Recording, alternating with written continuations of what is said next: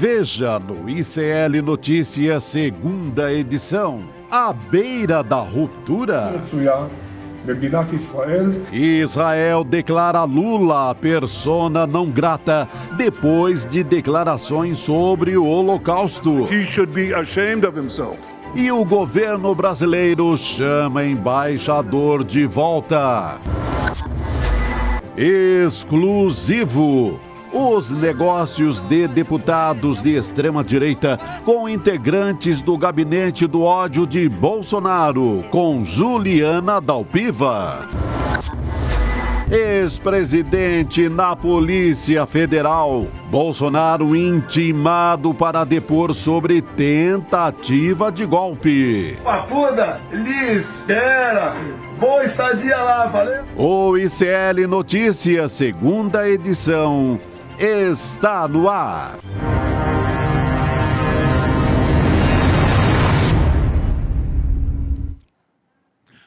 Olá, boa noite, muito boa noite. Como você pode ver, eu não sou a Gabriela. Gabriela hoje não pôde vir, então eu, Chico Pinheiro, estou fazendo aqui, o mestre de cerimônias para receber vocês. Comunidade ICL no Brasil e no mundo. No ICL2 hoje é dose dupla. É Chico e Chico, é o Pinheiro e o Sá. Tudo bom, Chico Sá? Maravilha, boa noite, Maravilha. Xará, que coisa boa. Boa recuperação, Gabi. Volte logo. Gabi tá bem perrengue hoje, mas acho que amanhã ela já tá boa. Dorzinha de cabeça. Que bacana. E só faltou Chico. Hoje é aquela história, pau que não bate Chico, bate em Francisco e vice-versa, né? Só dá Chico. E se precisar bater nos dois, bate no Chico Alves, né? Ainda chama o nosso colega do Rio. Portal do ICL, porque aí livra a minha e livra a sua. Chico é ele, Francisco é ele. Viu, Chico? É isso aí. Estamos no ar nessa segunda-feira. Coragem que hoje é segunda-feira. Semana que promete, né, Xará? Primeiro dia do ano, antigamente, né? Antigamente tinha essa história. Começava para valer depois do Carnaval. Então, feliz Ano Novo, comunidade ICL. Feliz Ano Novo. Segunda-feira, 19 de fevereiro de 2024. O ICL Notícias está no ar. Nos canais Instituto Conhecimento Liberta, do YouTube, e também no canal YouTube Eduardo Moreira. Você pode ver também pelo canal Com Brasil, que é uma rede de televisão pública e comunitária. Se você tem TV a cabo, você vai ver canal Com Brasil. E em todas as operadoras de satélite. Estou aqui fazendo o que a Gabi faz com maestria, mas a gente dá um jeito. Só faltou o ao vivaço. Ao vivaço! Agora eu subi aqui no púlpito, no palanque, eu não sou pastor não, mas de vez em quando eu ficar para falar umas coisas, né? Eu andei anotando aqui uma série de coisas, porque, claro, a segunda-feira, né, Chico, o fim de semana, domingo e segunda-feira foi agitado por causa de uma declaração do presidente Lula lá na Etiópia, ele falando a propósito do massacre de palestinos em Gaza. Olha aqui, vamos ver o que o presidente falou, é 30 segundinhos só. Vamos lá. Eu fico imaginando qual é o tamanho da consciência política dessa gente e qual é o tamanho do coração solidário dessa gente que não está vendo que na faixa de Gaza não está acontecendo uma guerra, mas um genocídio. De que não é uma guerra entre soldados e soldados, é uma guerra entre um exército altamente preparado e mulheres e crianças. Sabe o que está acontecendo na faixa de Gaza com o povo palestino? Não existe nenhum outro momento histórico. Aliás, existiu quando Hitler resolveu matar os judeus. Olha, esse finzinho de frase é que está dando toda a confusão, né, Chico? Exatamente. Está tudo aí, tudo nessa... Quando Hitler resolveu matar os judeus, né? Ele resolveu matar os judeus. Netanyahu resolveu matar os palestinos. Agora, essa comparação é que está dando protesto que procopa a todo lado, né? Talvez Lula tenha escorregado, muitos analistas dizem, né? Foi coragem em apontar e verbalizar aquilo que a maioria das pessoas civilizadas, humanistas do mundo inteiro, criticam, esse massacre palestino promovido por Israel, por Netanyahu. Veja que Lula, em momento algum, usou a palavra holocausto. Ele faz referência ao holocausto porque ele cita Hitler, não é? Mas o próprio Netanyahu já falou de holocausto, sabe? Ele disse em 2015, Hitler não queria exterminar os judeus. Ele foi convencido por um palestino, um muçulmano. Isso disse o Netanyahu, né? Que o nosso colega Rodrigo Viana, com muita propriedade, né, chamou de carniceiro de Tel Aviv. Me lembrou a expressão açougueiro de Lyon. Klaus Barbie, né? Exato. Klaus Barbie. Pois é,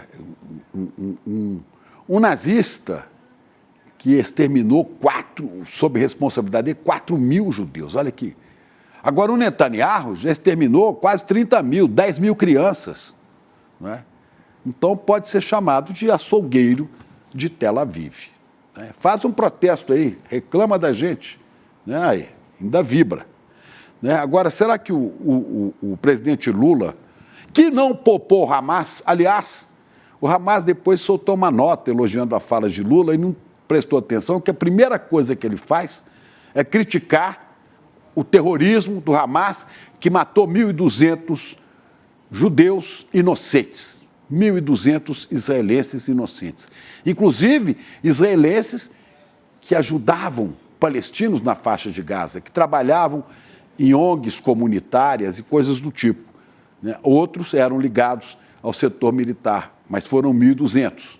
Só que, em decorrência disso, o açougueiro de Tel Aviv, né, já matou 30 mil, a pretexto de libertar reféns.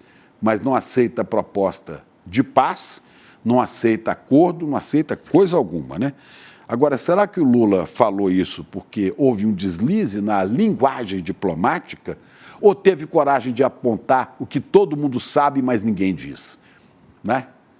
De qualquer maneira, me espanta que a questão semântica da diplomacia, a linguagem utilizada, cause tanto espanto e seja exibida em todas as televisões do Brasil, mas não mostram realmente o escândalo que acontece, banho de sangue, na faixa de Gaza e também na Cisjordânia, que não tem nada a ver com Hamas, mas onde Israel continua metendo as suas patas com colônias de israelenses ilegais e matando palestinos. É assim, né? Bom, a gente vai falar disso agora em série segunda edição, mas vai ser mais para frente um pouquinho, que o Demore também vem falar com a gente. O Demore está afiado nessa história. Leandro Demore. Vem com tudo. Demore vem igual um rolo compressor. Né? Nós vamos falar também, é claro, e vamos falar muito dos nossos neonazistas, nossos fascistoides, né? Nossos nazistoides. Olha, eu não estou chamando de nazistas, nazistoides, quer dizer, a moda dos nazistas. Já viu que a coisa é ovoide? Tem a forma de um ovo. Esse. Então tem fascistoide, porque fascistas eram os do Mussolini. Nazistoides, que eram os do Hitler. Né? Então nós temos nazistoides no Brasil. Tá cheio por aí, viu, Chico? Tá cheio, tá cheio. É gozado, né? E agora, com a fala do Lula, do presidente Lula, tem uns caras aqui da extrema-direita judaica no Brasil, como esse pessoal da CONIB, né? O doutor Cláudio Lotenberg, lamentável, um dos líderes lá do Hospital Albert Einstein, né? Tá aí protestando. Eu não vi nem dele, nem daquele André Lageste, que é de uma entidade, uma ONG, sei lá que diabo é isso, Stand With Us, fique suporte, né? Sustente com a gente, fique com a gente. Esse Stand With Us é um organismo ligado ao governo de Israel, que tem sede nos Estados Unidos e que se mete na política brasileira. E grita, esperneia, gente de extrema direita. Eu não vi um pio, Chico, desses caras quando Jair Bolsonaro recebeu em Brasília essa moça aqui, ó, Beatrix von Storck, essa aqui. Lembro muito E o bem marido dessa dela. foto, Chico. Você sabe quem é, né, Chico? Sim. No Palácio do Planalto, olha a alegria dele. Esta mulher é nazista, neonazista. Esta mulher é líder do Partido Alternativa para a Alemanha, um partido neonazista na Alemanha. Ela é neta do ministro de Finanças de Adolf Hitler. E veio ao Brasil e foi abraçada por ele, pelo Bozo. No gabinete, em Planalto. No gabinete. Não é coisa de encontrar por aí, não. O que o Lautenberg falou desse encontro? Eu não ouvi. Lautenberg, por favor, repita. O que o André Lagest, do Stand With Us, falou? Nada, nada. Porque Bolsonaro saía disso aqui e levantava a bandeira do Brasil com a bandeira de Israel. Isso aqui foi no dia 26 de julho de 2021. Presta atenção. Beatrix von Storch. Bom, no dia 17 de janeiro de 2020, esse cidadão aqui, o Roberto Alvim, que era secretário especial da Cultura, esse aqui foi tão ridículo, tão absurdo, que esse cara perdeu o cargo de secretário especial da Cultura, porque deu na cara de tal maneira que não tinha jeito. Ele usa um discurso aqui que é cópia, e eu vou mostrar para vocês, né? Olha só, o Joseph Goebbels, o ministro da propaganda do Hitler, um dos maiores ideólogos do nazismo, né? Goebbels disse: a arte alemã da próxima década será heróica, será ferreamente romântica, será objetiva e livre de sentimentalismo, será nacional com grande patos e igualmente imperativo e vinculante, ou então não será nada. Aí este energúmeno, aqui é o Goebbels, este energúmeno diz: a arte brasileira da próxima década será heróica e será nacional. Será dotada de grande capacidade de envolvimento emocional, que é o patos, né? E será igualmente imperativa, posto que profundamente vinculada às aspirações urgentes do nosso povo, ou então não será nada. Olha aqui, olha a aparência desse nazistoide com seu mito, Joseph Goebbels. Ele fez esse discurso e, ao fundo, a música de fundo era a ópera Lohengrin, de Richard Wagner, a preferida de Adolf Hitler. Tem som? Tem som? E sua profunda ligação com Deus amparam nossas ações na criação de políticas públicas. As virtudes da fé, da lealdade, do auto-sacrifício e da luta contra o mal serão alçadas ao território sagrado. Chega. É o mesmo discurso de Goebbels, mas ficou tão indecente que não pôde nem se sustentar no poder. Caiu. Roberto Alvim, secretário especial da Cultura de Bolsonaro. Não vi protesto veemente dessa extrema-direita judaica do Brasil. Então vamos lá, eu estou anotando aqui para a gente não esquecer. Agora vamos para Santa Catarina. Santa Catarina. A data, eu anotei porque é muita coisa. 2 de novembro de 22, São Miguel do Oeste. Manifestação de bolsonaristas. Vamos botar a imagem aí? Olha aí. Olha o símbolo com as mãos. Olha a saudação. Né? Olha lá, olha a saudação. Enquanto tocava o hino nacional... Assustador, né? Olha lá, olha as mãozinhas, né? O Führer estava aí na frente, né? Bom, será que é isso que os bolsonaros querem fazer no Brasil no domingo? Olha lá, olha o hino.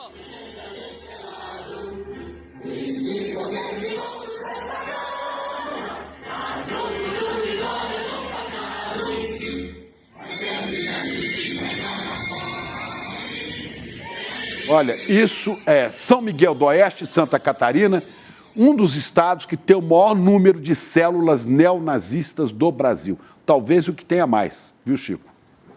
Sim, é o que tudo que é notícia que sai, que tenta ali fazer um balanço de células dessa natureza, costumam ser localizadas no Sul. A maioria é Santa Catarina, Rio Grande do Sul, Paraná, mas com predominância em Santa Catarina. Onde tem uma grande colônia de alemães. E para onde vieram muitos nazistas fugidos depois da derrota da Segunda Guerra Mundial. Né? Aliás, um deles, o anjo da morte, Joseph Mengele, foi se abrigar aqui em São Paulo, Estava lá em Serra Negra, ali perto da minha querida e amada Águas de Lindóia. Uma vida boa, como se estivesse no paraíso ali, ninguém Fazia mexia. experiências com pessoas, né? Experiências ditas científicas. Agora, bom, só para lembrar também que Bolsonaro foi aplaudido por judeus na Hebraica do Rio de Janeiro, né? Quando disse os afrodescendentes não servem para nada, nem para procriar serve. O mais leve que eu vi lá, mais leve quilombola que eu vi lá, tinha 7 arrobas. Tem isso aí, não? Isso é ele falando isso? E foi aplaudido. Foi aplaudido. Sim. Né? Quer dizer, tratando os afrodescendentes assim como Hitler tratava os judeus. Né? E é isso que você vê. Agora, para terminar, e eu não vi também grandes protestos, vamos juntando. No dia 25, cadê essa data aqui, meu Deus do céu? Não, em setembro do ano passado, de 23, às vésperas da eleição. Não, depois da eleição, foi o ano passado. Sim. Já no governo, quando acontecia a CPI dos atos golpistas. Um senador da República, filho do ex-presidente, senador da República, comparou Holocausto a prisões de 8 de janeiro. Imaginem o que ele disse. Vamos lá. Que vocês vão entrar num trem e vão fugir do regime nazista. Enquanto estavam dentro das estações de trem, eram ligados às câmaras de gás. E as pessoas morriam aos milhares. Muito parecido com o que aconteceu aqui nas prisões dos dias 8 e 9 de janeiro. Vamos aqui, entra no ônibus. Vamos te botar na rodoviária para você voltar para sua casa. E o destino foi o presídio. Abre o olho, seu Lotenberg. Doutor Cláudio Lotenberg, seu André Laget. Cadê a coerência? Quer dizer que a irritação de vocês é seletiva? Quando um senador da República, filho do ex-presidente, diz isso que vocês ouvirem aqui, a gente via pessoas com medo querendo fugir do nazismo e sendo direcionadas para dentro de estações de trem de uma forma pacífica. Enquanto estavam nas estações de trem, eram ligados às câmaras de gás e as pessoas morriam aos milhares. Muito parecido com o que aconteceu aqui no dia 8 e 9 de janeiro. Entra aqui nesse ônibus, vamos te colocar na rodoviária para você voltar para sua casa. E o destino foi o presídio. Dizendo que as instituições brasileiras, que o Supremo Tribunal Federal, porque foi dele a ordem, fazia desses patriotários que estavam ocupando a Praça dos Três Poderes o mesmo que Hitler fazia com os judeus, inocentes, que não fizeram nada aos judeus para merecer a violência nazista. Agora, estes aqui estavam depredando tudo, tentando dar um golpe de Estado. Aí o senador Flávio Bolsonaro me vem com essa, compara. Mas eu não vi a indignação. Eu não vi a Conib falar. Doutor Cláudio Lotenberg, cadê o senhor? Seu André Laget, põe a cara na televisão e fala, vem falar aqui. Mas não protestam, não dizem nada. E é uma sequência de hipocrisia e de condenações seletivas, enquanto todos olham para o deslize, ou terá sido não deslize, mas coragem de dizer o que disse, do presidente Lula, fecham os olhos a milhares e milhares de crianças inocentes, de mulheres inocentes, de trabalhadores inocentes, massacrados pelo açougueiro de Tel Aviv, Benjamin Netanyahu. Curioso, Chico. Vamos falar disso daqui a pouco com o Demônio, mas curioso que há muito protesto, há muita gritaria por aqui. Eu não vi esse protesto e essa gritaria, né, com relação ao massacre dos palestinos. E olha, curioso também que eu não vi um governante do planeta reagir à fala do presidente Lula. Só o Netanyahu. Até o momento, sim. Só o Netanyahu. Até o momento, sim.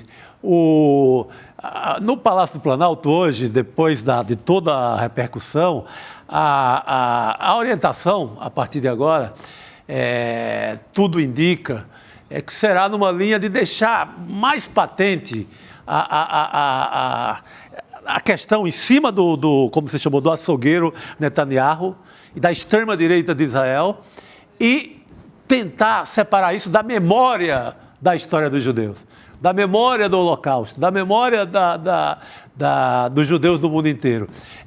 Até para reforçar o que foi falado.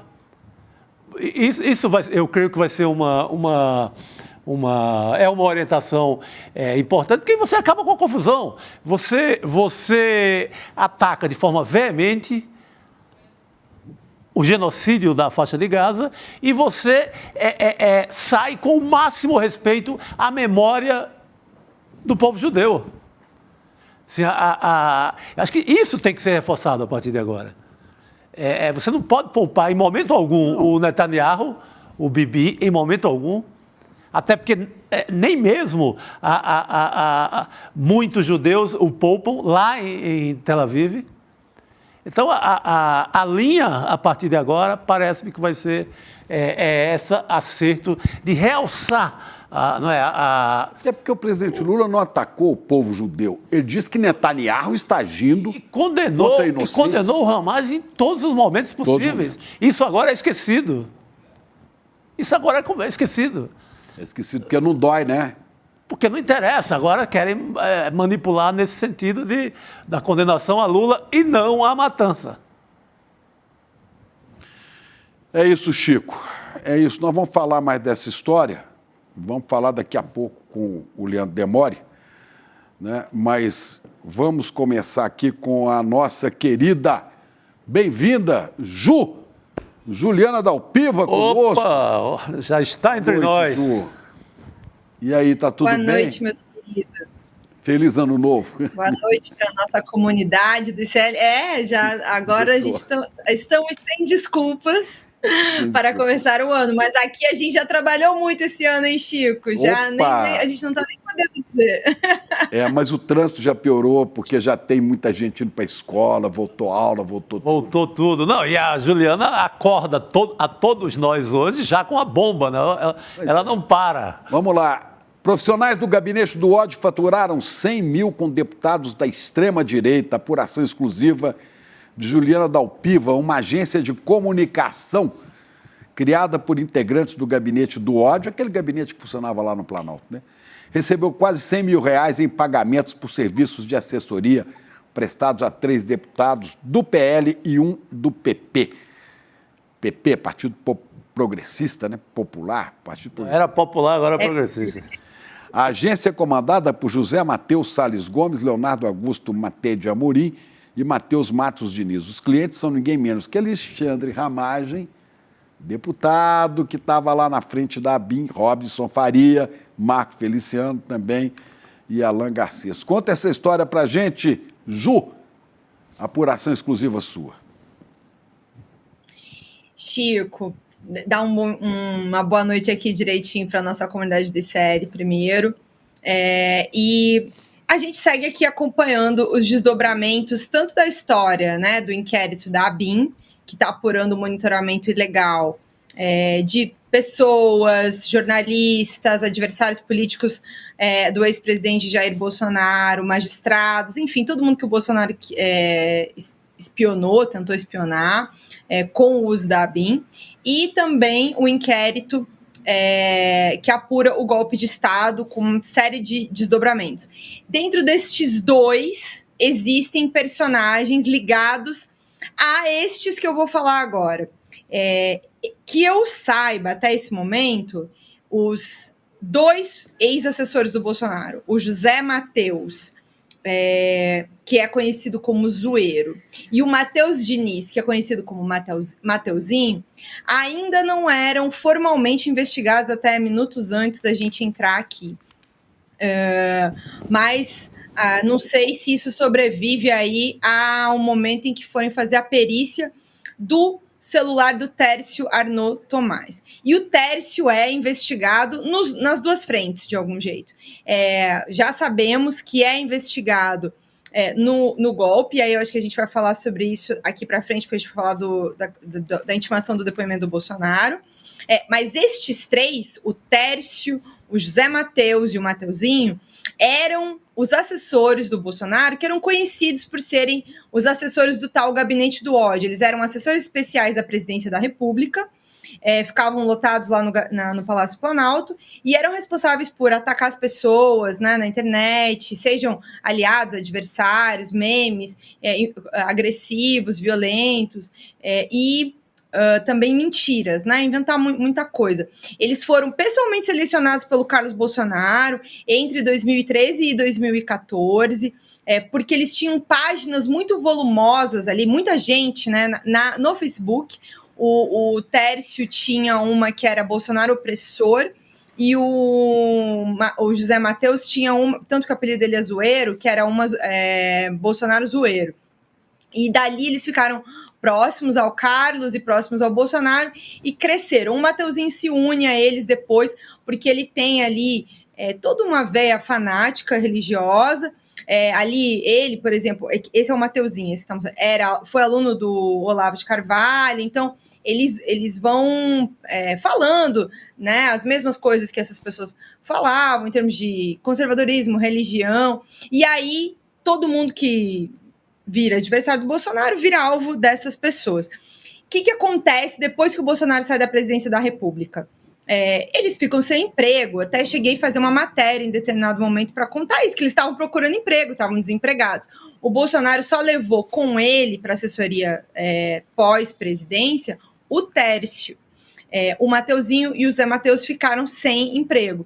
Aí eles foram para o gabinete do Ramagem, como você falou. Aliás, eles não. O José Mateus foi para o gabinete do Ramagem em março, pouco depois da posse, né, na Câmara dos Deputados.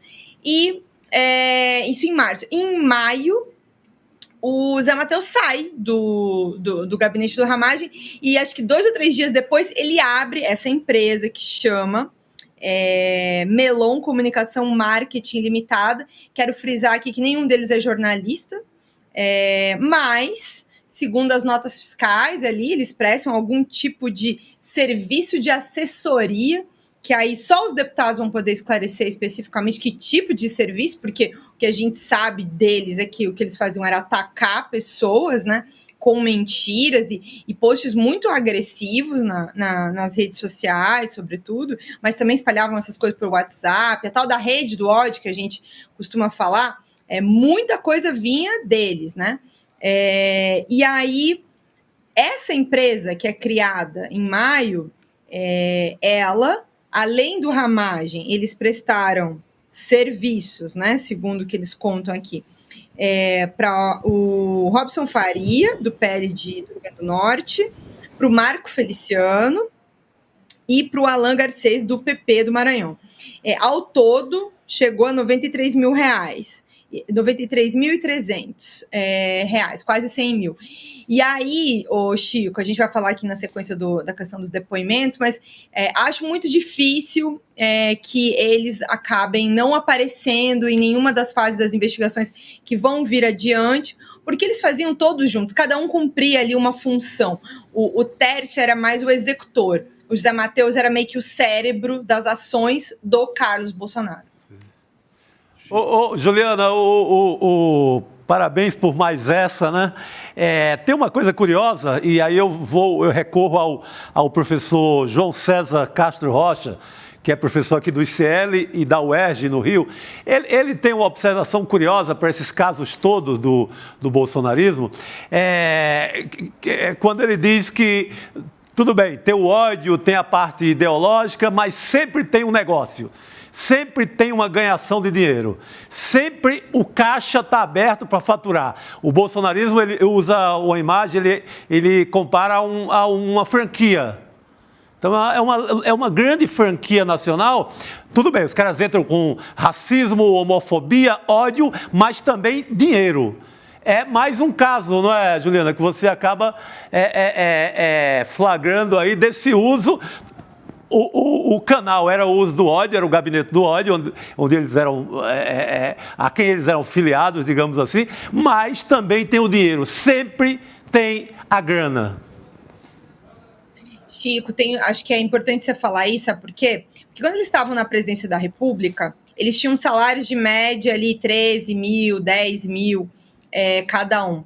Agora, na empresa, eles podem prestar serviço para vários parlamentares. Então, assim, a gente fez um levantamento aqui, quero lembrar também do auxílio que eu tive nessa matéria da nossa querida Laura Couto, a nossa produtora que está aqui ajudando a gente também todo dia. Neta do grande Ricardo Couto. Essa tem alma de repórter. Pô, de família, né?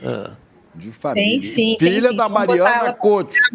Neta do Ricardo, filha da Mariana, que trabalhou comigo lá na TV Globo. Quer dizer, é uma linhagem de grandes jornalistas.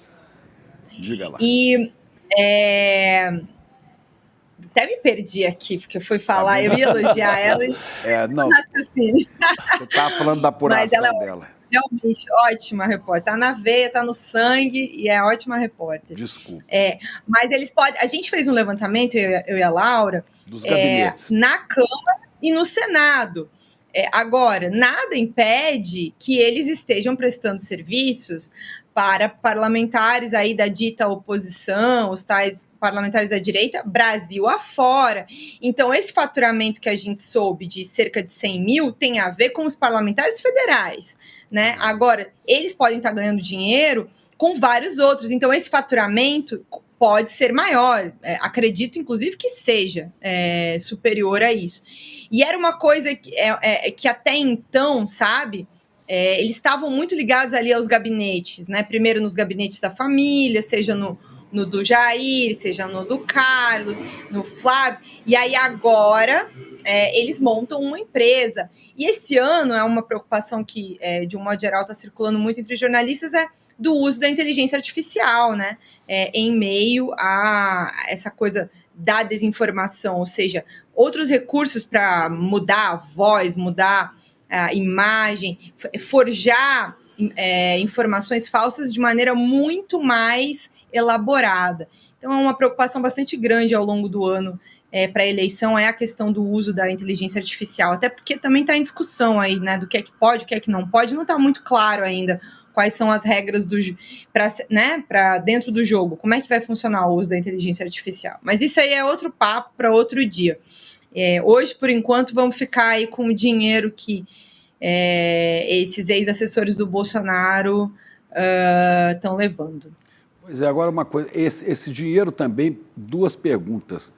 Bancava aquele esquema de robôs para ocupar as redes sociais, as redes digitais, com as mensagens de ódio, quer dizer, tá dentro desse esquema? E segundo, onde é que tá nesse esquema aí o Carluxo, o Carlos Bolsonaro? O filho vereador, que de vereador não tem nada. Justo. Até janeiro, né, do ano passado, quando o Bolsonaro estava na presidência da República, eles estavam lotados na presidência da República. Eles eram assessores especiais do presidente da República. Então, era dinheiro público que estava financiando uma rede de mentira, de ataque, inclusive na pandemia, atacando até a própria saúde das pessoas, porque quando eles mentiam sobre vacina, quando eles mentiam sobre isolamento social, eles também estavam atrapalhando que as pessoas se prevenissem corretamente da contaminação da Covid. E isso apareceu em vários relatórios ali da Meta, e depois também na CPI da Covid, eles apareceram em certa medida também. Então, assim, agora é a primeira vez que eles vão ser responsabilizados, e aí começa pelo Tércio, mas eu acho muito difícil que não apareça nada sobre estes dois também, porque eles trabalhavam juntos o tempo inteiro, e estavam ali como homens de confiança do Carlos Bolsonaro, respondendo aqui a sua segunda pergunta. O Carlos escolheu pessoalmente o José Matheus, que é um dos sócios dessa empresa, para ser o assessor dele e para ser meio que a cabeça dele junto à assessoria ali do Bolsonaro, enfim, né? A criação desse gabinete do ódio dentro da presidência. O Tércio era o que era mais próximo do Bolsonaro, mas também ali obedecia de algum jeito aos comandos do Carlos. Tudo que diz respeito a redes sociais sempre foi ideia do Carlos. O próprio Bolsonaro cansou de dizer que ganhou a eleição por causa do Carlos Bolsonaro, da estratégia que o Carlos Bolsonaro bancou. O que ele estava querendo dizer com isso? Aquela rede de mentira, né, que se espalhou ao longo, sobretudo do segundo turno da eleição de 2018 e também da eleição de 2022, estava muito conectada a eles, a essas pessoas. Só que ela foi crescendo, tem mais personagens que aos poucos vão vindo à tona. Ô Chico, para você ter ideia de como como o Técio era tão amigo até hoje, ele estava lá no dia da pescaria, no dia que a PF fez o toque-toque em Angra dos Reis. Estava lá. Exato. Daqui a pouco esse povo... Foi quando aprenderam o celular dele também. Perfeito. José. Daqui a pouco esse povo vai começar a falar, esse povo vai ser indiciado, vão pisar na bola, vai ser preso. Você quer saber? Falo muito na prisão de Bolsonaro. Bolsonaro vai seguir o seu rumo dentro do devido processo legal. Mas a hora que prendeu o Carluxo, que tem elementos de sobra para daqui a pouco botar a mão nele, aí desmonta o pai. Porque é o Carluxo, o Carlos Bolsonaro, que sustenta, acho, emocionalmente, a minha impressão, psicologicamente, o Jair, viu? Faz todo sentido. Ele é que desarruma tudo. Ele é que estava sentado atrás no carro, lembra quando o Bolsonaro fez o desfile de presidente? Bom, por falar em Bolsonaro, ele foi intimado para depor na Polícia Federal quinta-feira, agora, dia 22, sobre a tentativa de golpe. A defesa quer adiar o depoimento, dizendo que ele não conhece os autos, né? E também foram intimados, olha, o Braga Neto, olha o Carluxo aí, o Braga Neto e o Augusto Heleno, 2 generais. E aí, vai ter que depor, general, por que vão me chamar? Não tem nada a dizer, né? Vai ter que depor, meu amigo, vai ter que depor na Polícia Federal, Augusto Heleno, o Braga Neto também. Olha o Braga Neto aí, sorridente. Vai ter que depor, mandando as pessoas, espera um pouquinho que vem surpresa por aí. Vem, surpresinha, te aguarda na papuda. E o presidente do PL, Valdemar da Costa Neto. Agora, estão tentando adiar, né, Ju, adiar esse depoimento quinta-feira para não atrapalhar a micareta golpista que o pastor, eu falo pastor, me dá vontade de rir, esse líder dessa seita evangélica aí, o Malafaia, Malacraia, Malacheia, sei lá o que quer fazer domingo. Olha aí, olha o Braga Neto aí. O Malafaia quer falar domingo, quer fazer uma manifestação de apoio a Bolsonaro. Esse cara aí que o depoimento, na visão deles, vai atrapalhar a micareta, né? E acha que a Polícia Federal tem que seguir o processo da justiça, tem que seguir esses trâmites. O que você sabe disso aí? Conta pra gente, Ju. Olha, eu tenho notícias de que acho que é muito improvável que qualquer um desses depoimentos aconteça. Nenhum deles. Primeiro, porque assim, ninguém é obrigado legalmente, né? Um direito constitucional, o silêncio. Então, ninguém é obrigado a depor, nem em juízo. Você tem que comparecer. Você tem que aparecer lá frente ao juiz e pode optar pelo silêncio. Então, esse é um primeiro aspecto que vários dos defensores sempre lembram. O segundo que eu apurei é que todas as defesas estão fazendo a mesma reclamação, não tiveram acesso à íntegra. Mas não vão ter nunca. Não vão ter nunca, até porque... Não, obrigado, né, Chico? No processo, sim, mas na época, na etapa que a gente está de investigação, há partes desse processo que correm sob sigilo e ninguém, nem os próprios envolvidos, podem tomar conhecimento. Podem até responder por escrito. Mas é que tem coisas que estão... Aí, assim, até por um dever de informação, né, para esclerecer. Tem uma citação, eu vou esclarecer, porque é uma reclamação minha também. Está citado ao longo da petição, tanto da PGR quanto da decisão do Supremo Tribunal Federal, do ministro Alexandre de Moraes, uma série de áudios, uma série de mídias, e uma das principais reclamações tem a ver com não ter acessado essas mídias. E aí, que é um questionamento que tem, é o fato de que foi levantado o sigilo das decisões, mas não foi levantado o sigilo do que está citado ali. E é possível, porque é anexado, né? Por exemplo, não foi levantado sigilo do relatório da Polícia Federal que pediu a operação. Esse é um questionamento, inclusive, meu. Vazaram informações específicas aqui e ali sobre alguns detalhes do relatório, mas o relatório na íntegra não foi retirado o sigilo, inclusive para a gente compreender determinadas menções que o ministro faz no documento da decisão. Então, para sermos aqui corretos e precisos com a informação, eu tenho a obrigação de dizer que algum questionamento ali, as defesas têm e têm razão de questionar e de pedir, né? E eles vão fazer, evidentemente, o que eles acham que é melhor para os clientes deles. Então, eu acho que, assim, tinha uma estratégia também da Polícia Federal, de novo, parecida com uma que eles fizeram no ano passado, de colocar todo mundo para depor ao mesmo tempo.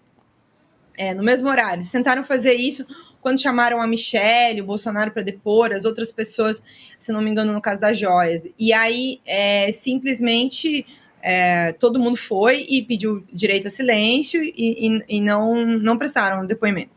Eu acho que a chance essa semana é igual. Eu já sei que o Bolsonaro já apresentou o pedido para o adiamento e agora, um pouco antes de entrar no ar aqui, falei com o defensor do Tércio e do Marcelo Câmara, que é o coronel que trabalhava com o Bolsonaro, que também está preso. Ele já me deu esse retorno, o advogado Luiz Eduardo Kuntz, de que vai pedir o adiamento porque não teve acesso à íntegra do que está citado na decisão do ministro e que não vai expor os clientes. Acho que qualquer advogado faria a mesma coisa. Então, assim, mas o que eu aprendi também cobrindo casos criminais é que depoimento, ele pode ser uma peça a mais de prova, mas bons investigadores não dependem disso. Na verdade, tem inúmeras outras maneiras de obter prova, já existem muitas provas dentro desse inquérito, já tem muito material, e além de tudo, tem tudo que foi recolhido nas semanas anteriores aqui, né? Sobretudo na quinta-feira da operação, né? Tempo da Verdade, foi recolhido muito material. A Polícia Federal sequer deve ter tido tempo de analisar. Então, acho que quando a gente for olhar, não sei se já vai vir a conclusão desse inquérito depois de olhar todas essas provas que foram obtidas na operação, se já vai vir a denúncia, porque denúncia vai ter, isso já está muito claro, é praticamente impossível de essas pessoas escaparem de uma denúncia, de terem cometido a tentativa de golpe de Estado, entre outros crimes, né? De uma organização criminosa que tentou fazer isso. Mas pode ser que ainda existam outras fases, pode ser que existam outras operações ainda. Tem todos os dados financeiros que estavam sendo coletados, sistematizados, tinham coisas, a gente até falou isso aqui antes do Carnaval, que o FBI estava mandando, né, tinha mandado uma parte dos dados, mas ainda faltam alguns dados. Então, tem o Pix 17. Falta, eu acho. Já é muito fácil de concluir várias questões sobre vários acusados. Tem o celular daquele advogado, aquele que escondeu o cara lá em Atibaia. Como é que esqueci o nome dele? O que processou a Ju, o advogado, o advogado lá. Eu que processei ele. Sim, não, processou. Depois a justiça comete aquela história que acaba tentando... faz uma reconvenção. Exatamente. Como é que é o nome dele? Sumiu aqui da minha cabeça. O Frederico Wassef. Wassef. Bom, esse Wassef vai ser... Ele ainda vai aparecer aí o celular dele. Tem que saber, estão dizendo que sumiu parte daqueles 17 milhões que o Bolsonaro disse que recebeu de Pix. Que ele teria repassado para os advogados, só que o PL já paga os advogados. Então tem muita coisa suja para ser explicada ali. Vamos ver se uma hora, lendo isso tudo, o gado que não é gado de nascença, mas que foi iludido, caia fora desse barco, né? Eu tenho um amigo, tenho até um primo, que primeiro aplaudiu o Moro, depois o Bolsonaro, e hoje ele está distante dos dois, porque fala, Que mancada que eu dei. Pois é. Ju, muito obrigado, Juliana Dalpiva. Presença feminina boa, que hoje tem 2 aqui, é muita testosterona aqui. Meu Deus 2. do céu. E agora eu vou chamar um terceiro. Obrigado, Ju. Boa noite, querida. Beijo, gente. Obrigado. Boa noite. Vem aí mais um. Tchau. Vem aí Leandro Demore para falar sobre esse choque diplomático provocado pela fala do Lula, que relacionou a guerra de Israel contra os palestinos de Gaza. Hoje eu estava vendo esse Cláudio Lotenberg, esse médico que é lá do Einstein, né, que é o presidente da CONIB, dizer, não, a guerra de Israel contra o Hamas. Gozado, que povo que erra mira, né? Eles fazem guerra contra o Hamas e matam 30 mil palestinos inocentes, né? Então, o presidente Lula falou, né, vamos repetir o pedacinho que ele falou aqui, 30 segundos, né? E diz que ele criticou o povo judeu, o Holocausto e tal. E agora o governo de Israel acaba de declarar Lula persona não grata e logo em seguida Lula chama de volta o embaixador do Brasil em Tel Aviv, o meu amigo embaixador Frederico Meyer, para consultas. Deixa eu só rodar aqui um pedacinho que a gente já pôs no começo, mas repetir o que o Lula falou que tanto incomodou Netanyahu, a extrema-direita da CONIB, do Estado e das, esse povo todo. A extrema-direita nacional, internacional, né? Os bolsonaristas, bolsonazistoides, vamos ver? Vai, roda Lula. Eu fico imaginando qual é o tamanho da consciência política dessa gente e qual é o tamanho do coração solidário dessa gente que não está vendo que na faixa de Gaza não está acontecendo uma guerra, mas um genocídio. De que não é uma guerra entre soldados e soldados, é uma guerra entre um exército altamente preparado e mulheres e crianças. Sabe o que está acontecendo na faixa de Gaza com o povo palestino? Não existe nenhum outro momento histórico. Aliás, existiu quando Hitler resolveu matar os judeus. Olha, eu sei que é sagrado o povo judeu, e claro que tem que ser. A chacina absurda, a matança dos judeus na Segunda Guerra Mundial. Exato. Mas o açougueiro de Lyon, Klaus Barbie, né, executou, sob responsabilidade dele, executaram 4 mil judeus. Sob Netanyahu, já morreram 30 mil palestinos, mais de 10 mil crianças, né? Então, a comparação não é de toda absurda, né, Demore? Eu vi você falando hoje de manhã no Desperta, estava sensacional, por sinal, né? Eu vi você dizendo, vamos o quê? Vamos esperar chegar, o negócio é esperar chegar a 6 milhões de palestinos, para você poder comparar? É por número? É por número? E antes disso, mostrar qual foi a reação. Ninguém foi falar da matança dos palestinos, que não aparece nem nas televisões. Aparece pouco, né? A gente vê nas redes digitais os corpos dos anjinhos de Netanyahu, né? Um monte de criança morta, né? Ou no artigo da Dorit Razin, domingo... Belo texto, né? Belo texto, né? Que ela fala de uma criança, de uma médica que encontra uma criança, médica da ONU, de 12 meses, de 1 ano, a criança ainda chorando, mas a perna dela acabava de ser arrancada, ela ainda estava com a fralda, sem as mãozinhas e sem a perna. E ela não tinha onde fazer, nem oxigenar essa criança, porque o hospital estava bombardeado, né, pelo açougueiro de Tel Aviv, pelo Netanyahu, pela tropa dele, né? Então, depois que o Lula disse o que disse, e eu vou passar já para o Demore, né, Israel convoca o nosso embaixador, o Fred Meyer, para uma reprimenda, para uma humilhação pública.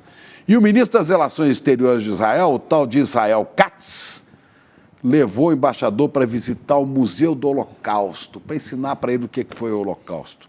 Ele devia falar, agora eu convido o senhor ministro das Relações Exteriores, vamos conhecer o hospital de Han Yunis, né?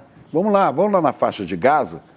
Bom, olha o que o chanceler israelense disse na frente do nosso embaixador, numa humilhação para o Brasil, olha aí.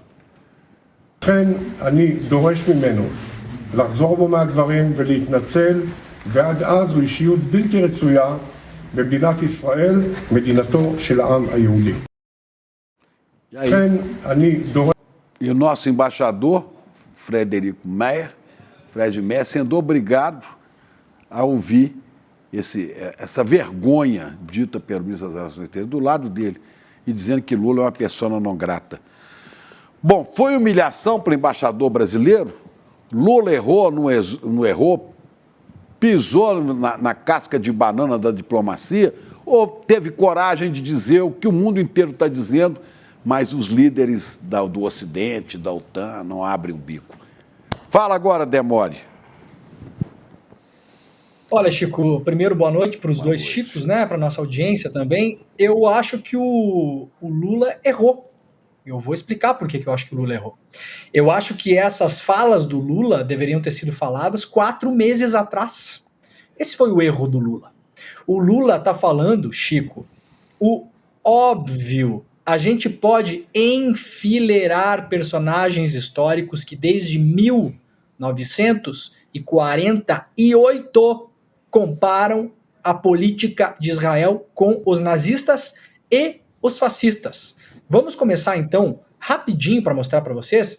Eu separei para o pessoal mostrar um print aqui, uma carta aberta publicada no jornal The New York Times em 1948, tá aí ela, ó. Essa carta aberta foi publicada no New York Times em 48, 3 anos depois do final da guerra. Sabe quem assinou essa carta, Chico? Albert Einstein, Hannah Arendt e outros proeminentes e famosos intelectuais judeus que fugiram do Holocausto. Vamos ler a primeira frase desta carta para mostrar que essa polêmica sequer é uma polêmica, sequer é nova, sequer é inédita. Eles falam que dentro de um fenômeno que disturba o nosso tempo, eles estavam falando aqui de um partido que foi fundado em Israel, um partido de direita conservador, que se tornou o Likud, que é o atual partido do Netanyahu. Eles criticam aqui o partido, o Freedom Party, e o seu líder, à época, que viria a se tornar depois primeiro-ministro de Israel, e olha o que falam aqui, Albert Einstein, vamos chamar Albert Einstein de sionista, Chicos? Vamos chamar Hannah Arendt de sionista? Olha o que falam os dois nessa carta pública, publicada no New York Times. A criação desse novo partido, esse partido político, está muito próximo em organização, métodos e filosofia política e approach social ao nazifascismo. Isso aqui está escrito e assinado. São antissemitas, é? E Hannah Arendt. São antissemitas. Vamos chamá-los de antissemitas? É. Vamos dizer que é um exagero? É um exagero? Chico, atenção, é importante. Isso aqui é 1948, não tinha WhatsApp, não tinha Instagram, eles não tinham acesso a nada que acontecia em Gaza na época. Aliás, o que acontecia na Palestina na época não é nem perto do que acontece hoje. Hoje é 1 milhão de vezes pior. Eles chamaram esse partido que se tornou o partido do Netanyahu, hoje, de um partido muito próximo em métodos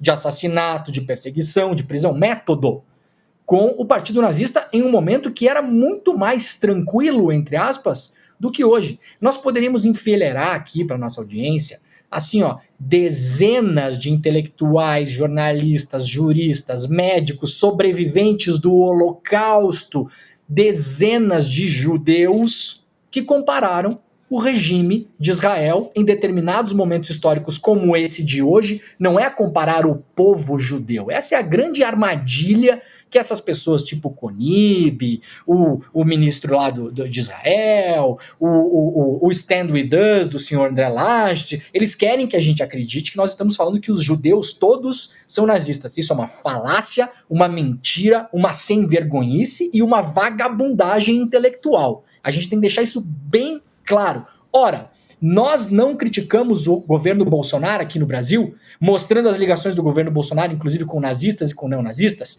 mostrando o genocídio na pandemia. Por acaso nós estávamos criticando todo o povo brasileiro? Ora, Chico, Pelo amor de Deus, ou nós somos um bando de idiotas que esses caras acham que são, ou nós acordamos cedo todos os dias, tomamos água, comemos direito e botamos o cérebro para funcionar. Então a primeira coisa é essa: vocês não têm o monopólio da definição histórica do que é um assassinato em massa. É preciso também, como dizem vários intelectuais ao longo da história, dessacralizar a excepcionalidade do Holocausto na Alemanha. Isso não sou eu que estou dizendo. Isso é usado como se fosse... A Hannah Arendt falava isso. A Hannah Arendt, quando ela é convidada para escrever uma série de artigos para a revista New Yorker nos anos 70, e ela vai até Israel, vai a Berlim e escreve os artigos que depois se transformariam no livro que ela fala sobre o Eichmann, ela fala o seguinte: não há nada de excepcional no Holocausto, não há nada de desumano no Holocausto. O grande problema do Holocausto é que, como já aconteceu em outros momentos históricos, e podemos comparar métodos, número de mortos, o que desejarem comparar, ele é duramente e tristemente humano. É preciso compreender que, se nós não ficarmos atentos, que é o que alertam os intelectuais, inclusive nessa carta, se nós não ficarmos atentos, o Holocausto, outros holocaustos voltarão a acontecer. Então, essas pessoas que comandam o governo de Israel hoje, esses lobistas que moram no Brasil, o senhor Cláudio Lotenberg, que queria ser ministro da saúde do Bolsonaro, que não deu um ai quando o Bolsonaro apareceu fotografado do lado num sósia do Hitler, que não deu um ai quando nós descobrimos lá no Intercept que o Bolsonaro se correspondia com neonazistas brasileiros nos anos 2000, que não deu um ai quando os bolsonaristas, incluindo a Bia Kicis, que quer o impeachment do Lula agora, recebeu a neta do ministro da propaganda do Hitler no Brasil. O senhor Cláudio Lotenberg ficou calado, mudo. Pelo contrário, recebeu o senhor Bolsonaro em 2018 na Hebraica do Rio de Janeiro sob aplausos. É essa gente que vai querer nos dizer qual é a definição histórica, qual é a intelectualidade que nós temos que usar. O que acontece hoje em Gaza é um genocídio. E como eu falei, para encerrar esse raciocínio, hoje pela manhã, como você comentou, Chico, olhem a fala do Lula. Duas coisas me chamam a atenção, e vejam como o discurso foi manipulado e comprado alegremente pela nossa imprensa num domingo que não tinha pauta e aproveitou para surfar nessa história. Primeiro, o Lula não cita uma vez sequer a palavra holocausto. Uma vez sequer. Uma. Segundo, o Lula fala que o que acontece hoje em Gaza é comparável quando, Chico? Quando Hitler decidiu perseguir os judeus na Alemanha. Do momento em que Hitler decide perseguir os judeus na Alemanha, que eram menos de 1% da população, foram usados como bode expiatório, como os agentes do mal, como os inimigos a serem combatidos, perseguidos, apanharam, morreram, massacrados, uma população que foi massacrada. Quando Hitler decidiu persegui-los, Chico, não havia 6 milhões de mortos. Quando Hitler decidiu persegui-los, Chico Sá, não havia campos de concentração. Quando Hitler decidiu persegui-los, não havia campos de extermínio e a solução final. Portanto, ora, ou falta leitura, ou falta interpretação de texto, ou não conhecem a análise do discurso, ou nós estamos diante de um bando de acelerados, de um bando de cretinos que estão respondendo a uma coisa que o presidente não falou. Não teria problema nenhum, Chico Sá e Chico Pinheiro, e nós criticarmos Lula aqui.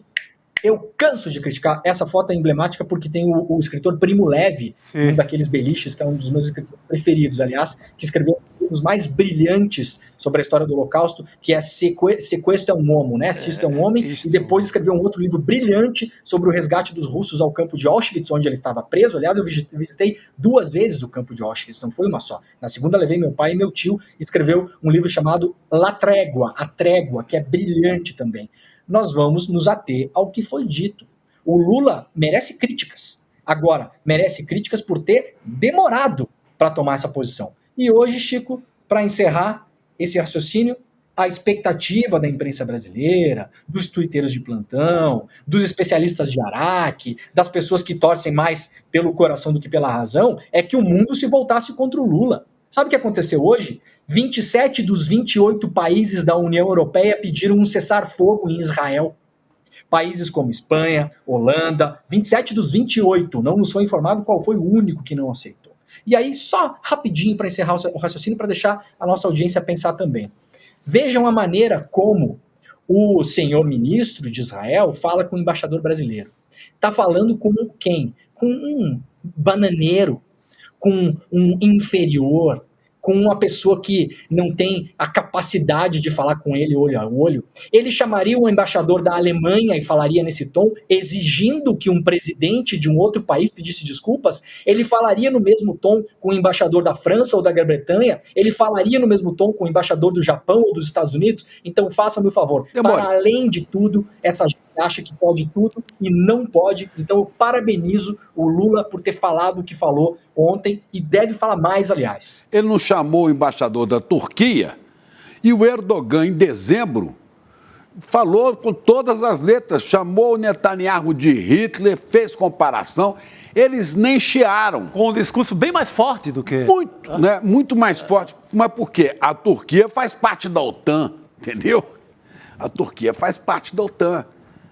Então agora quis aparecer, quis surfar em cima do Lula. Agora, Demore, por que faz tanto sucesso ainda? Porque cola tanto esse truque de transformar uma crítica forte do Lula à extrema-direita de Israel, ao Bibi, ao primeiro-ministro, transformar isso num ataque ao povo judeu. Porque essa manipulação ainda faz tanto sucesso na mídia brasileira, por exemplo. Isso é proposital, isso é feito de modo proposital. Quer ver o que falou o senhor André Laget ontem, que é o presidente da ONG Stand With Us, que é uma ONG de lobby sediada nos Estados Unidos, com financiamento direto do governo de Israel? Ele falou o seguinte: o Museu Americano do Holocausto publicou um Twitter dizendo que é um absurdo o que o Lula falou. Sabe o que eu fiz, Chico? Eu fui lá no Museu Americano do Holocausto para procurar pesquisadores especialistas em Holocausto. Eu mandei um print para o pessoal aqui, se o print para o pessoal puder colocar. Encontrei um pesquisador, que é um pesquisador judeu, especialista na história do Holocausto. Sabe o que que trabalhou com bolsista no Museu do Holocausto dos Estados Unidos? Sabe o que esse pesquisador declarou para o Haaretz, o jornal israelense, umas semanas atrás? Aí, ó, no governo de Israel há ministros neonazistas. Realmente me parece a Alemanha de 1933. Isso no jornal especialista. Isso no jornal de Israel, o Haaretz. Sim. E junto com o Jerusalem Post, um dos mais importantes de lá, né? Sim. Isso. Então tá aí, ó, tá aí a comparação, ó. Tá aí a comparação. Essa comparação não é nova. Essa comparação não deveria causar espanto. O que deveria causar espanto é o que acontece lá. Esses críticos de Araque, oportunistas de final de semana, gente sem pauta no domingo, precisando preencher grade de televisão. O Fantástico teve a cara de pau de colocar de novo esse cara da Stand With Us, falando sozinho no Fantástico, uma liderança palestina no Brasil, nós temos várias, o Walid Rabah, várias lideranças, o Fantástico tem o telefone dessas pessoas, conhece essas pessoas, isso é uma questão deliberada. E para responder a sua pergunta, Chico Sá, isso é feito de modo deliberado por quê? Porque pessoas como nós, quando criticamos o regime de Israel, o governo, seus ministros e o seu primeiro-ministro, o seu presidente, a administração do país, eles querem nos colocar contra a parede para nos chamar de antissemita. De minha parte, sintam-se à vontade. Eu não perco um minuto de sono com gente cretina e desocupada que fica fazendo falsificação para evitar ouvir as críticas que merece ouvir. Então, senhores, podem continuar à vontade. Olha, eu ouvi gente, até que eu respeito, colegas jornalistas na televisão, dizer assim, o Lula podia ter feito, o Biden foi incisivo, o Biden fez críticas duras. Eu fiquei ouvindo e falei assim, ué, esqueceram que o Biden está mandando projeto para o Congresso americano para liberar bilhões para Israel continuar matando? Ah, não, mas o Biden fez um discurso bonito. O Biden vetou a proposta do Brasil. O Biden vetou a proposta do Brasil para o Conselho de Segurança. E o Biden agora está liberando bilhões para a Ucrânia e para Israel. Não, mas o Biden fala bonitinho, ele não compara Netanyahu a Hitler. Agora, olha só, para completar, que daqui a pouco tem mais gente chique aqui conosco, tem que chamar. A extrema-direita está deitando e rolando no Brasil. Os deputados de oposição estão pedindo impeachment de Lula por causa disso aí. Já tem 86 assinaturas, 18 da base do governo, 18 da base do governo. Na justificativa, Lula expôs o Brasil ao risco de guerra. Olha só o Kataguiri, eu sempre troco o nome desse Kataguiri. O que o Kataguiri disse sobre impeachment? Bota aí, cadê? Cadê o texto dele?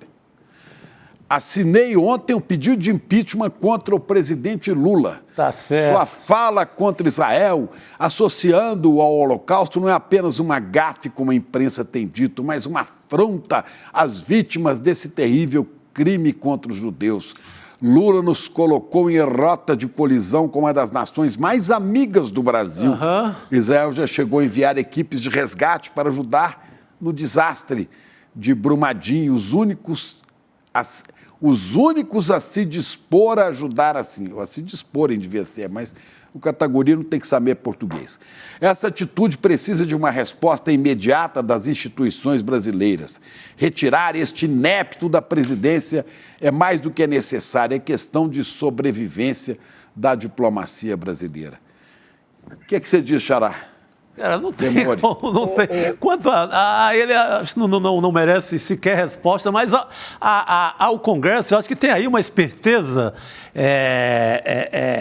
incrível. É uma maneira perfeita de aumentar o preço das emendas. Eu acho que começa a criar aí uma indústria das emendas, quando começa com esse papo de impeachment, vai custar mais caro. A moçada vai custar mais caro. O Lira vai deitar e rolar, né? Se não tem o dedo do Lira nisso, né? Pois é. Fazem pressão aí que a gente aumenta o preço da emenda. Já é tudo nosso, vamos dominar de vez. Né?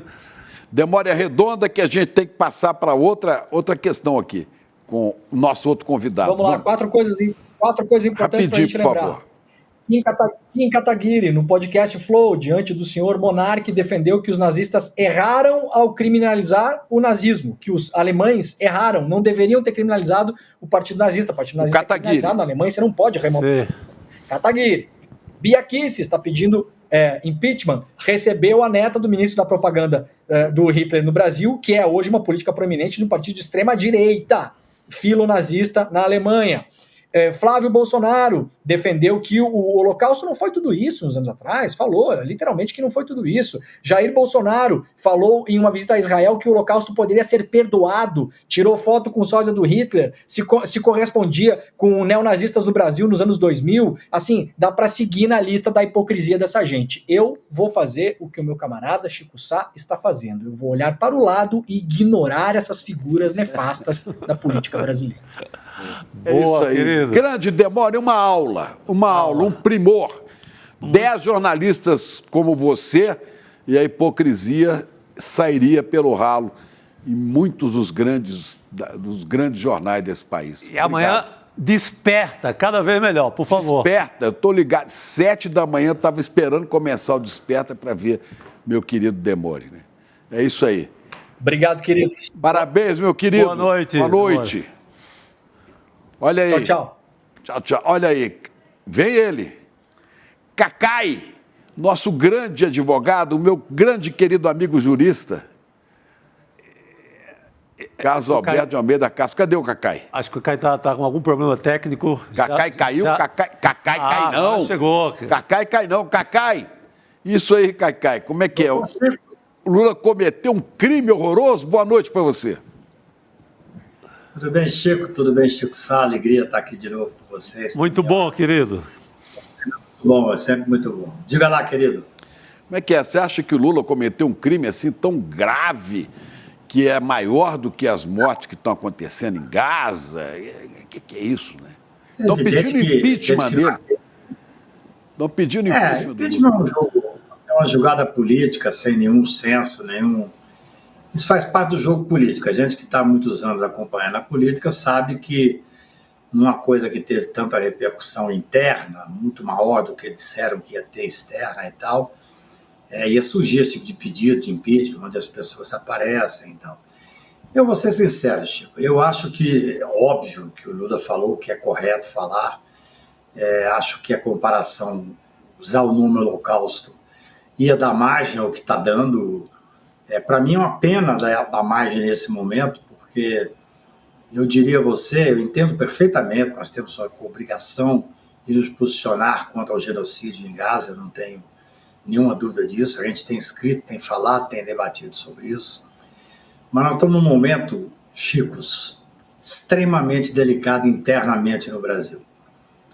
Nós estamos numa semana onde o Bolsonaro faz essa convocação estranha, de certa forma arrostando o Supremo Tribunal Federal. Hoje ele disse com uma valentia enorme que não vai depor no processo de 8 de janeiro.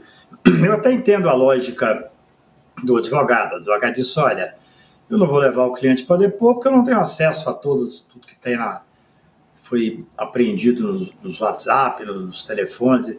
Essa não é um absurdo jurídico, não. Há uma regra de que você deve levar o cliente para depor quando você tem conhecimento daquilo que está nos autos, não do que vai ser perguntado obrigatoriamente.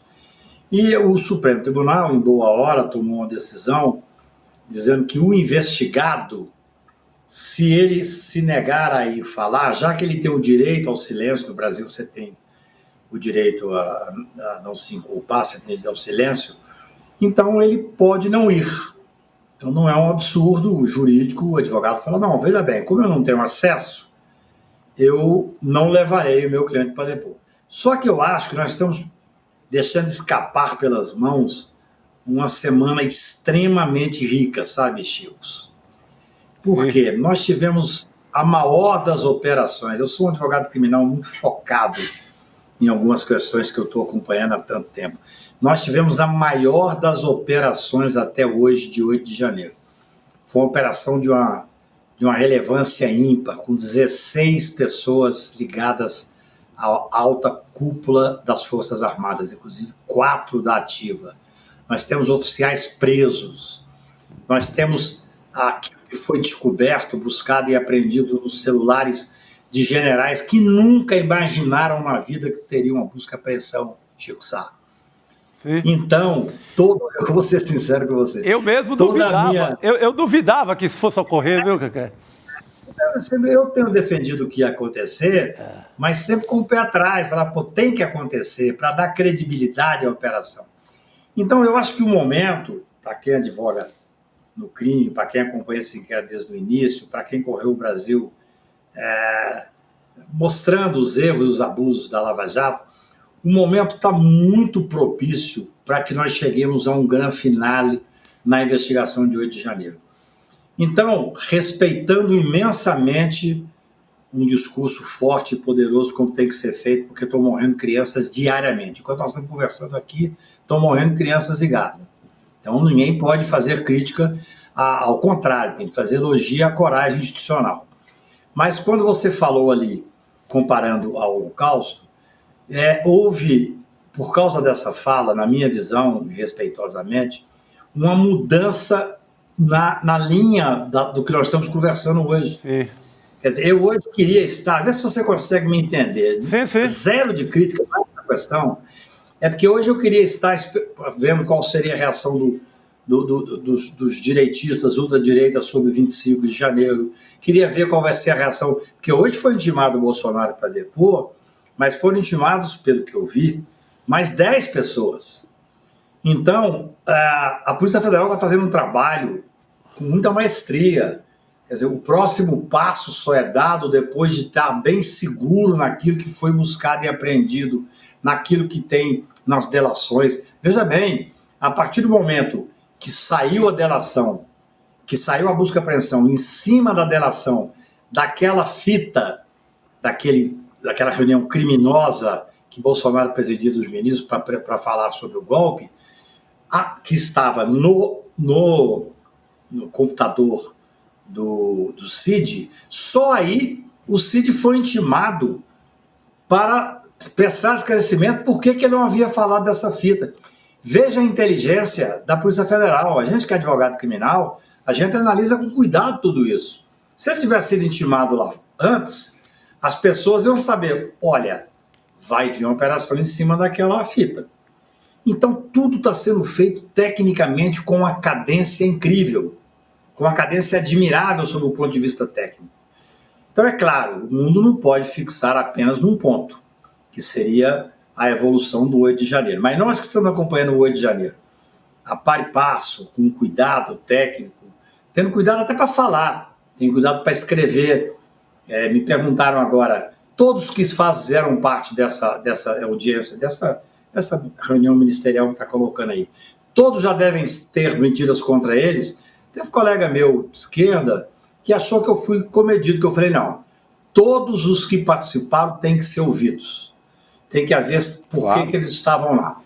A grande maioria, é claro que tem responsabilidade até por omissão, mas pode ser que tenha lá um terceiro escalão que diga, não, eu estava acompanhando o ministro e não me cabia me manifestar. Ou seja, não sou eu que vou fazer pré-julgamento, entendeu, Chico?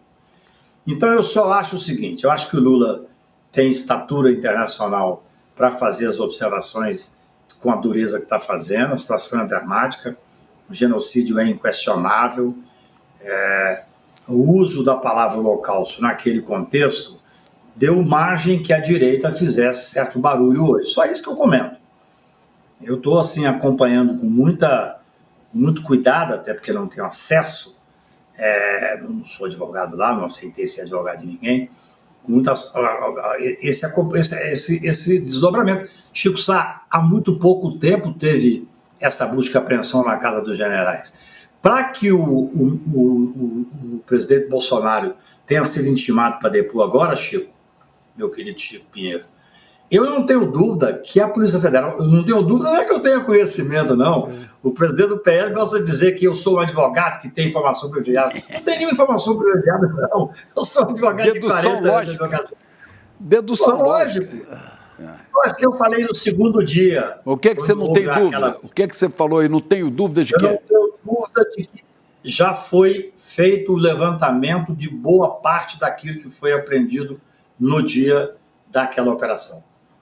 Naquele dia, Chico, eu falei para um debate que eu estava fazendo. Falei, olha, em muito pouco tempo nós teremos a intimação do Bolsonaro e das pessoas que hoje estão, quer dizer, fornecendo material involuntariamente, através de busca e apreensão, de questões que vão ser colocadas na investigação. A Polícia Federal é extremamente técnica e competente. Você imagina o que é você entrar na casa de um general que achava que era dono do Brasil. Arrogante, completamente ignorante, paciência, mas arrogante. Ele deve ter muita coisa. E para que tenha saído agora essas intimações, eu não tenho dúvida de que haverá muito o que ser perguntado a essas pessoas. Numa semana importantíssima, porque a discussão da semana passada para cá, mesmo entre nós mais garantistas, passou a ser se é hora de falar em prisão preventiva. Ou, como eu sempre defendi, você sabe disso, eu sempre defendi que deveria ter um processo normal, com direito à ampla defesa, e só depois da condenação e culpa formada. Só que estão acontecendo tantas coisas que hoje eu já não tenho segurança.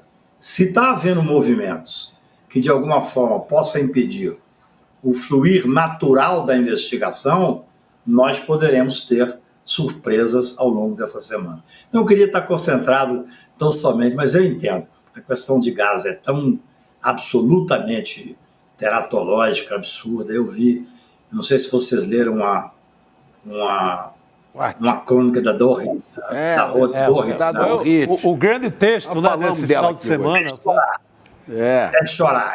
Recomendo, no Globo de domingo. Foi de cortar o coração. Mas eu vou publicar no meu...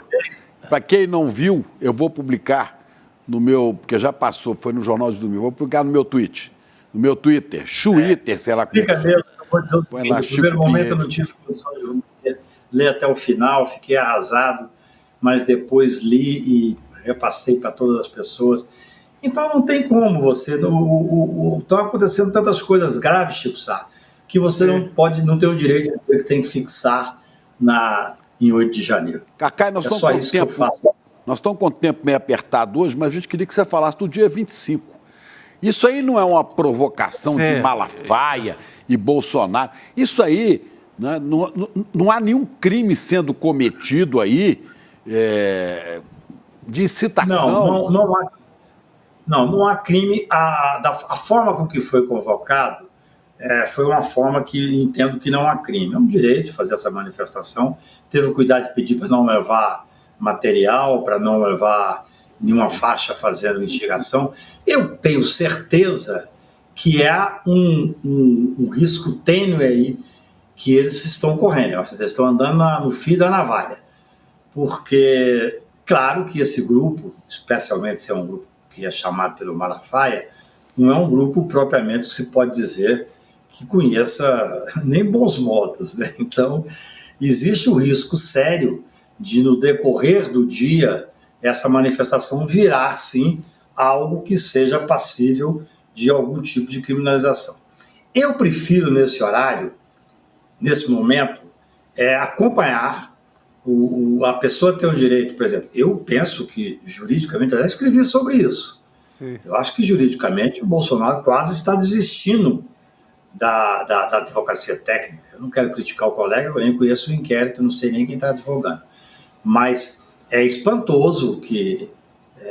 eu escrevi um artigo chamado A Arte de Advogar, que você tenha um cliente que seja o ex-presidente da República, que sabia que ia ser intimado para fazer um depoimento formal à Guarda Federal, que se nega a ir fazer esse depoimento e que, no entanto, faz uma convocação nacional para prestar esclarecimento. Tudo isso é provocação. Está no limite da ilegalidade? No meu ponto de vista, ainda não. Está ali correndo o risco de repente, estar na ilegalidade. Eu não quero ver, e quero que vocês que estão me escutando entendam isso com profundidade, eu não quero ver Bolsonaro ser preso por causa de uma besteira que ele faz em 25 de fevereiro na Paulista. Não. Um ex-presidente da República tem o direito de ter uma prisão fundamentada através depois da investigação séria, depois de ter dado direito a ele de fazer a ampla defesa. Então, como essas pessoas são muito despreparadas, como fizeram a política inteira em cima de falsidades, de fake news, em cima de uma política de estrutura falsa, eles estão vivendo ainda como se estivessem no poder. É algo espantoso. Essa convocação no dia 25, ela pode não ser criminosa, pode até desandar para algum ato criminoso no dia, mas hoje ela é de uma impropriedade inacreditável. O cidadão sofre um processo criminal gravíssimo, ou não, várias investigações criminais. A do dia 8, para mim, é a mais grave, mas tem várias outras. E faz uma provocação. E depois, você veja, o próprio esse Malafaia, que é uma pessoa difícil de compreender, ele vem com uma agressividade, parece que está querendo colocar, por qualquer motivo, o pé dentro desse círculo invisível de giz. Não é provocação para tomar uma prisão preventiva, e aí se fazer de vítima. Tem cara disso, né? Não é? Por isso é que eu digo assim, é hora de ter tranquilidade, eu acho que é inoportuno, eu acho que é absolutamente inadequado, mas se não há crime, vamos dar a eles o direito de fazer as manifestações, vamos ver quem é que vai à rua real no dia 25. Olha só que coisa, Chico.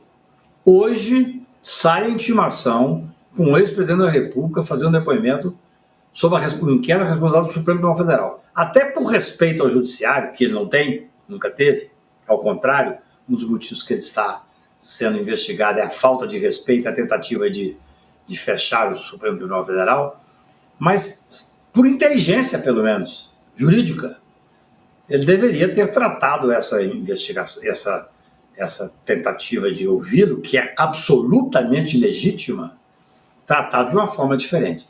Mas a gente nunca pode esperar nenhum tipo de lógica jurídica ou mesmo de lógica do dia a dia vindo de Bolsonaro e seus asseclas.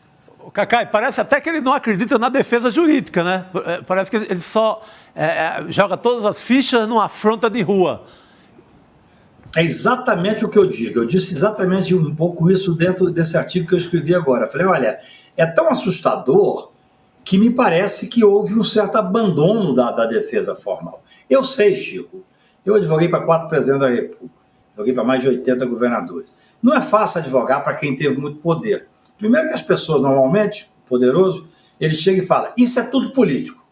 Eu me lembro que várias vezes, uma vez conversando com o governador de Minas Gerais, que julgava tudo, eu era advogado dele, julgava tudo para um outro governador, de que eu também tinha sido advogado, dizendo que a culpa era do outro governador.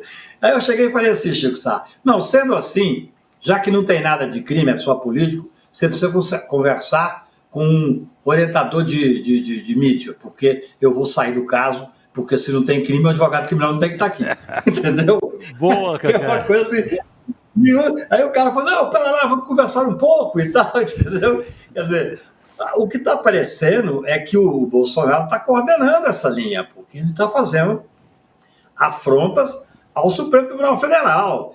O Malafaia, que virou o grande co-organizador desse encontro, ele faz afrontas diretas, agressivas. Não estou entendendo muito, não. Mas como também eu não estou aqui para entender o raciocínio e a linha jurídica desse grupo para o qual eu não torço, é melhor eu só acompanhar e dar palpite jurídico. Valeu, meu cara. Tenhamos a paciência. A hora da justiça, a hora da verdade vai chegar, Cacai, vai chegar. Nós acreditamos. É isso, Chico. Eu acredito. Cacai, muito obrigado. Boa noite, meu querido. Não suma, não nos abandone jamais.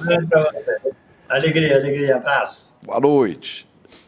Olha, gente, ontem, né, foi a aula do Renato Freitas. Renato Freitas é o nosso deputado mais querido do Brasil, um deputado estadual lá do Paraná, né?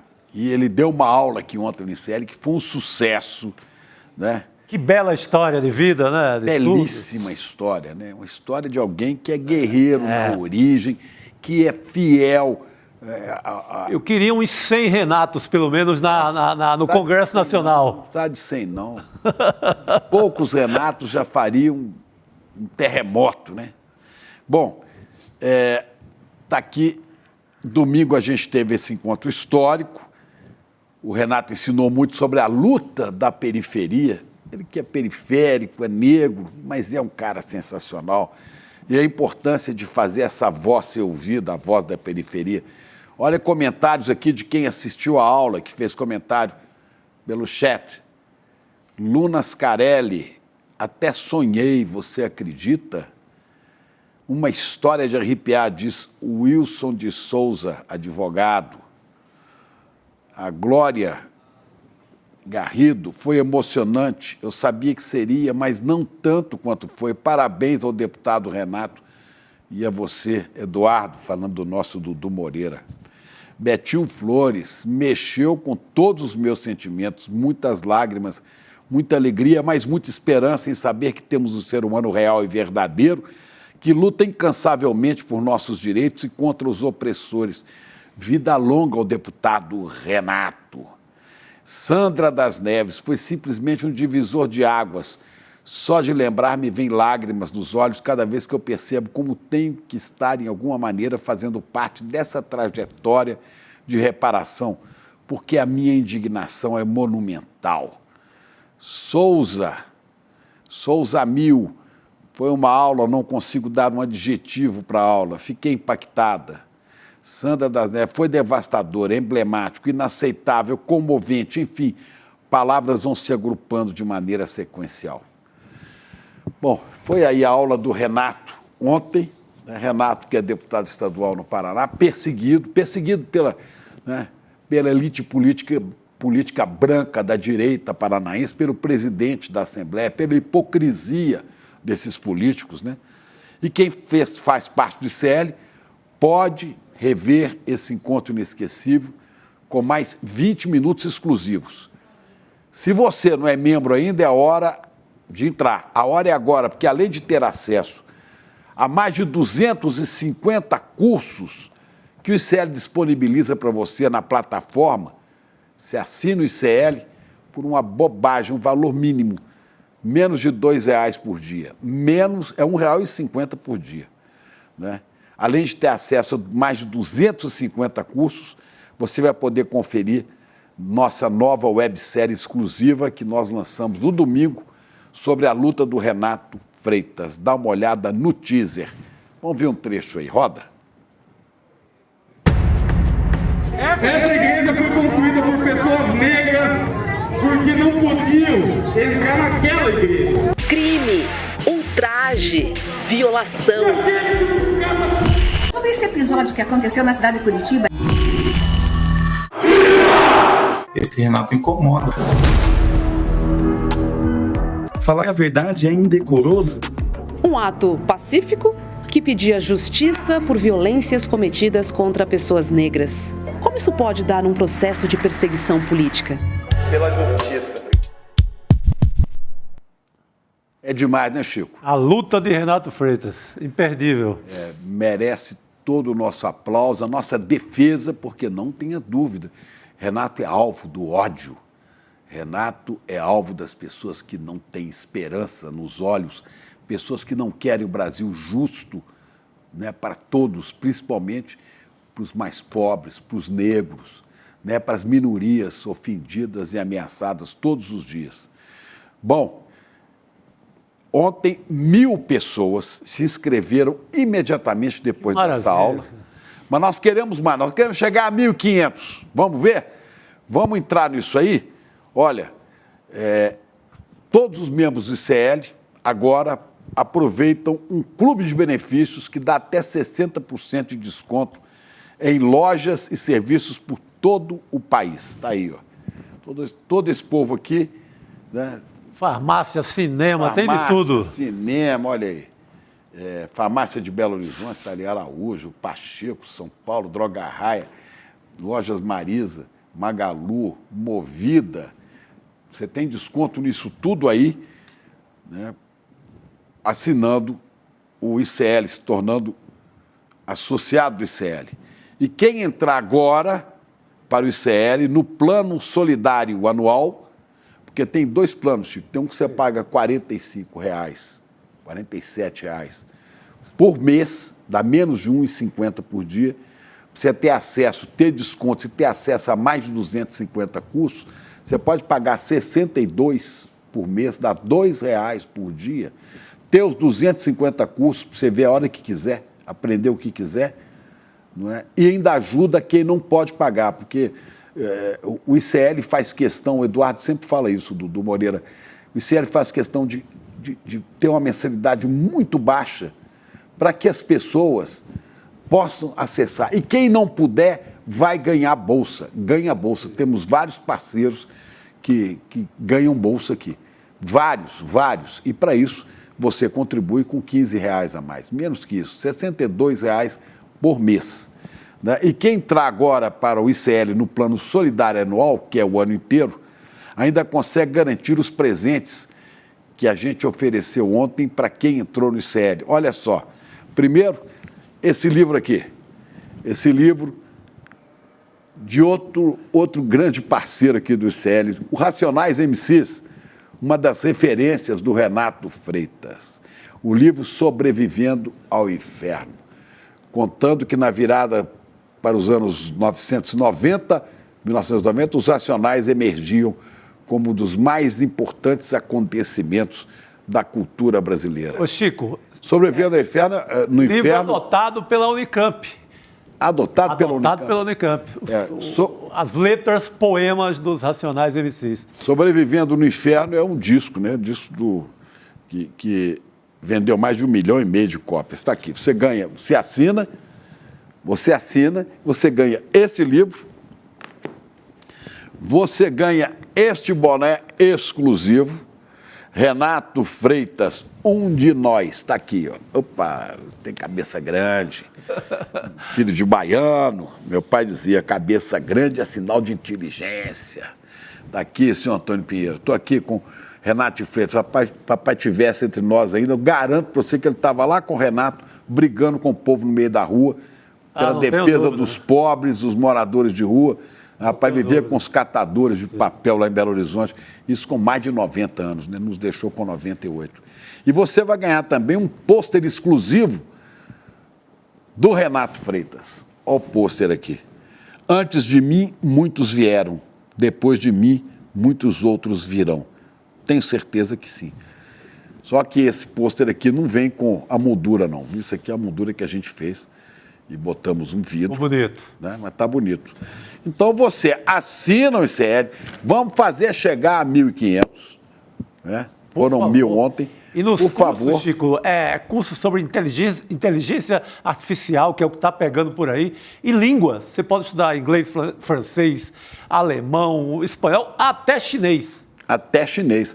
Inglês, francês, espanhol, italiano, alemão, chinês e japonês. Você tem tudo isso.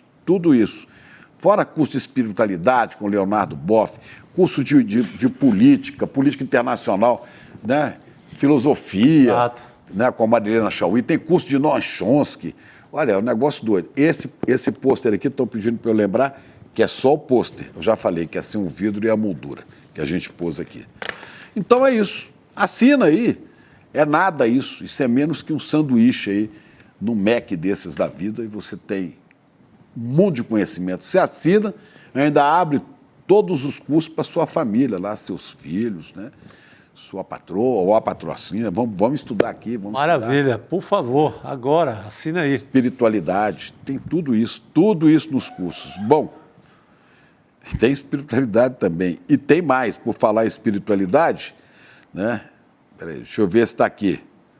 Bom, você vai assistir, fazendo parte do ICL, você vai assistir a série sobre Renato Freitas. Agora falou espiritualidade, vem aí espiritualidade em ação. Tá aí, ó.